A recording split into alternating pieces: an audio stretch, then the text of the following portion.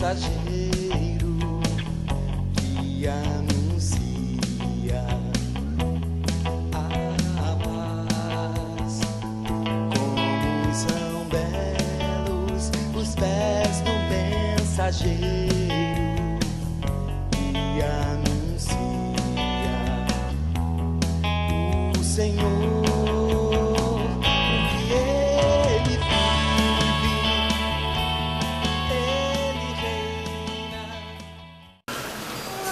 Queridos irmãos, nós estamos meditando as leituras do tempo da Páscoa. Vale a pena a gente sempre recordar. A Páscoa é a festa mais importante para nós cristãos católicos, porque é o evento que culmina com a ressurreição. O sepulcro vazio é a certeza de que Cristo está vivo no nosso meio. E essa festa ela é de tamanha importância que não se dá para celebrar num dia só.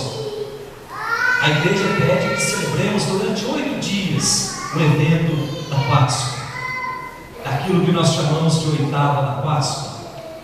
E depois desses 8 dias, a igreja estende por mais 50 dias. É o tempo da Páscoa, tempo de fazer de novo a experiência do ressuscitado, que termina lá no dia de Pentecostes, quando o Espírito Santo é derramado sobre a comunidade. Então as leituras deste final de semana vêm de novo nos ajudar a compreender, ou melhor, nos chamar a uma experiência de como aderir a essa ressurreição na nossa vida, como fazer a experiência do Cristo ressuscitado no cotidiano da nossa vida. A primeira leitura que nós ouvimos, Atos dos Apóstolos, capítulo 3. Esse texto, esse evento da primeira leitura, acontece em Jerusalém, quando 2 discípulos de Jesus, Pedro e João, estão subindo para Jerusalém depois da paixão de Cristo, estão indo até o templo para oferecer o sacrifício das 3 horas. E de repente, na subida para o templo, eles encontram ali um paralítico que ficava na porta do templo pedindo dinheiro. Aí Pedro e João chegam perto desse homem paralítico e dizem o seguinte: nós não temos ouro para te dar, nós não temos prata, mas o que nós temos, nós vamos te dar. Em nome de Jesus, levanta, pega a tua cama e vai embora, e anda. E aquele paralítico fica curado. Então, diante dessa cena, talvez o primeiro milagre depois da ressurreição de Jesus, diante dessa cena, o povo começa a ficar assustado, achando que Pedro e João agora estavam fazendo as vezes de Jesus. Aí vem aquela tentação de achar que a comunidade só funciona se eu estiver aqui. Eu até dizia ao longo da semana, querer que os milagres de Jesus saiam de mim, não da ação de Jesus na comunidade. Tiveram essa tentação. Aí eles reúnem o povo e dizem: não, nós realizamos isso em nome de Jesus, não foi em nosso nome. É em nome de Jesus que nós curamos. É em nome de Jesus, porque atendendo ao apelo de Jesus, ide para o mundo inteiro, pregai o Evangelho, anunciai a todos a boa nova, expulsai demônios, curai doentes. Portanto, estavam pondo em prática aquilo que Jesus havia pedido para eles.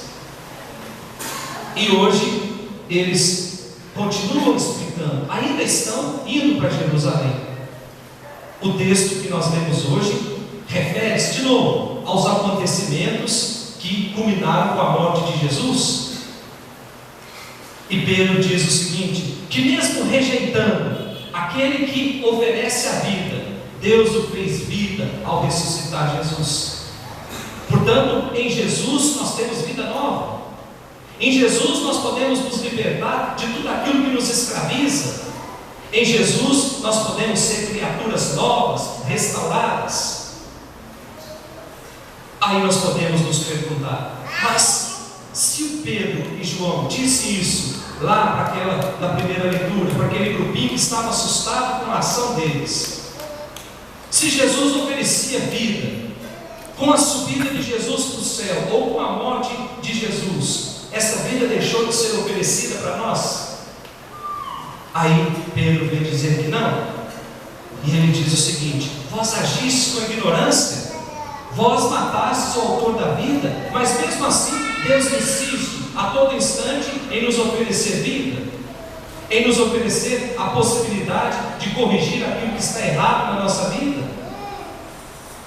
Mas o que é preciso fazer para que essa oferta de salvação seja efetiva na minha vida?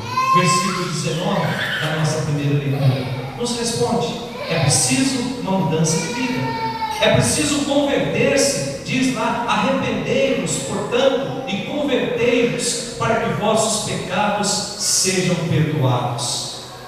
Portanto, caríssimos irmãos, arrepender e converter significa fazer opção por Jesus, deixar de lado tudo aquilo que me afasta desse grande projeto de vida que Deus nos oferece e fazer opção única e exclusivamente por Jesus. Portanto, o cristão autêntico, o cristão verdadeiro, olha para Jesus e aponta, ou melhor, ao olhar para Jesus, faz a opção e permite que Jesus entre na sua vida. Nós não cultuamos um Cristo que foi morto, fracassado há 2000 anos atrás. Nós não cultuamos um Cristo que está sepultado no museu da história. Nós cultuamos um Cristo que continua vivo, que continua presente no nosso meio, que continua nos oferecendo a cada manhã a possibilidade de uma vida nova. E essa vida nova vem de Deus, nós sabemos disso. E para fazer essa experiência de vida nova, essa experiência do ressuscitado, eu não preciso buscar através de documentos históricos, eu não preciso buscar através de comprovações científicas que me atestem que Cristo ressuscitou. Basta o testemunho dos seus seguidores, diz a nossa primeira leitura.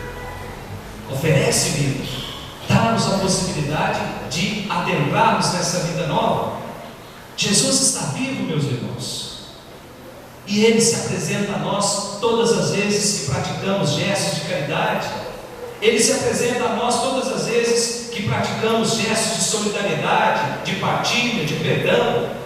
Se apresenta a nós todas as vezes que lutamos por um mundo melhor, lutamos por um país melhor, por uma cidade melhor, lutamos pela vida. Quando nós oferecemos a possibilidade para aqueles que não conseguem caminhar sozinhos, caminhar com Cristo, Cristo se apresenta a nós. Aí nós podemos nos perguntar: será que a nossa vida, ela representa tudo isso? Será que a nossa vida, o nosso comportamento, anuncia ao mundo que Jesus está vivo? Não precisa responder. Na intimidade do coração de cada um, quando for dormir, responda: será que a minha vida até hoje anunciou Jesus? Será que o meu comportamento anunciou Jesus? Será que as minhas palavras anunciam que Jesus está vivo, que Jesus oferece a possibilidade de um recomeço a todo instante?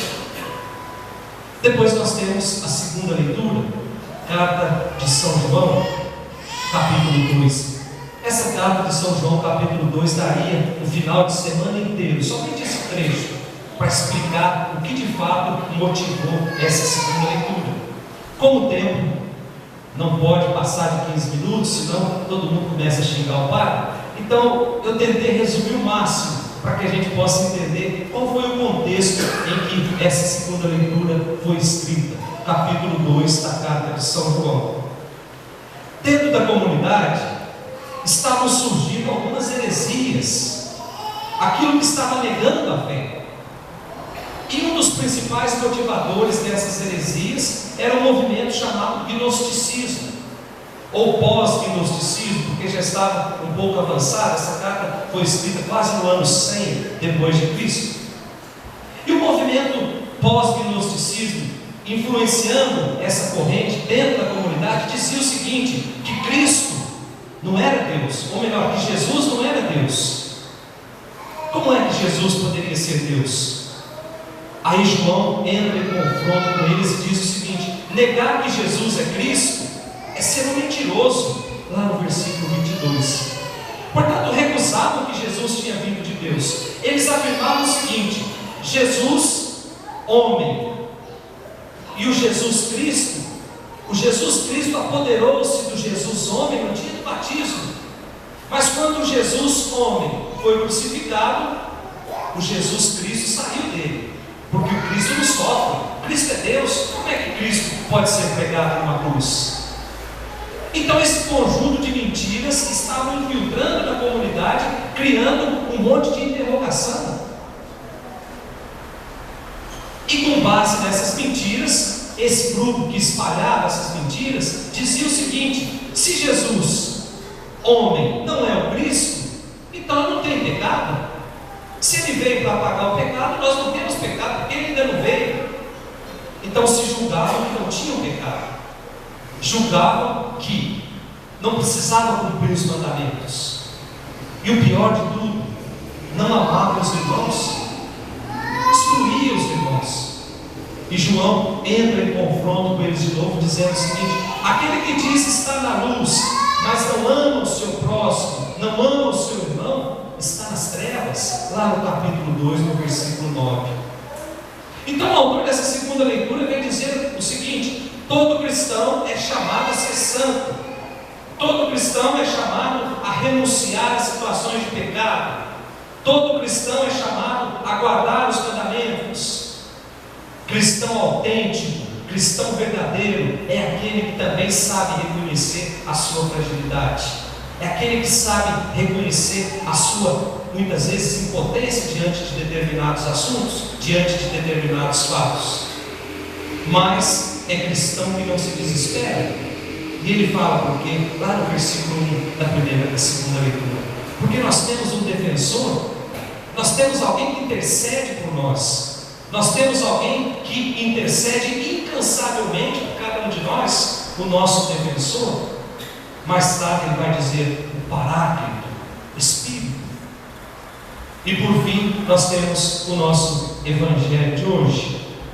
O Evangelho se dá de novo num ambiente de medo. Vamos recordar, dá tempo, vamos recordar os 3 últimos Evangelhos, os 3 últimos domingos. No domingo da Páscoa, qual foi a cena do Evangelho?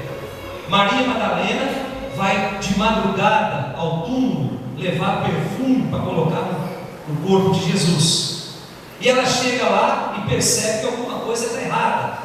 Ela sai correndo e vai chamar os 2 discípulos, Pedro e João. E diz o Evangelho que eles saem correndo, um até corre mais rápido que o outro e chega lá no túmulo e percebe que Jesus não estava ali. Portanto, o primeiro passo, o primeiro sinal da ressurreição. No domingo passado, começava o Evangelho da mesma forma, ao entardecer. No primeiro domingo, logo pela manhã.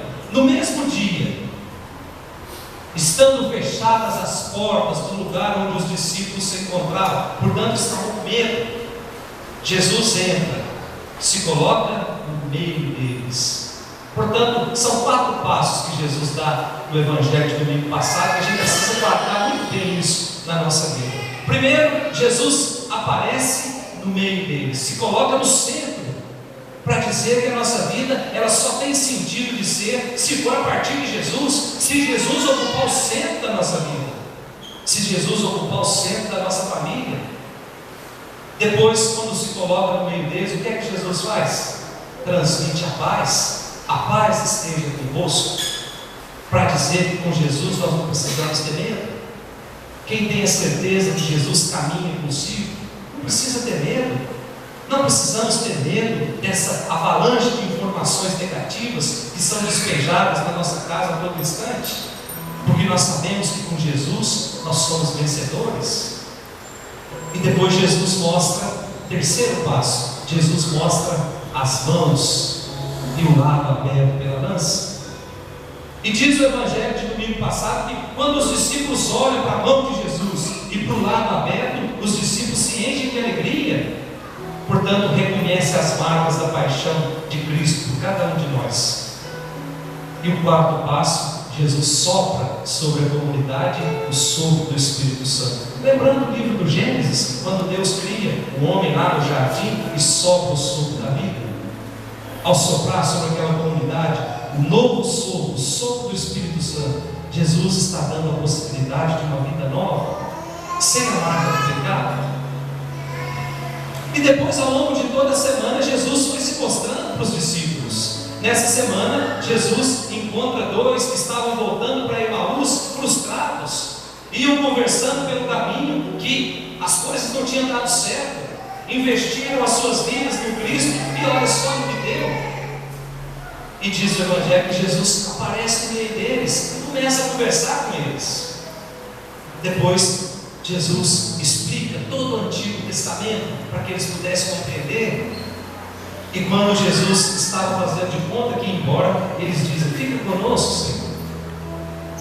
Não é isso que aconteceu com os discípulos de Emaús? A noite está chegando, fica conosco.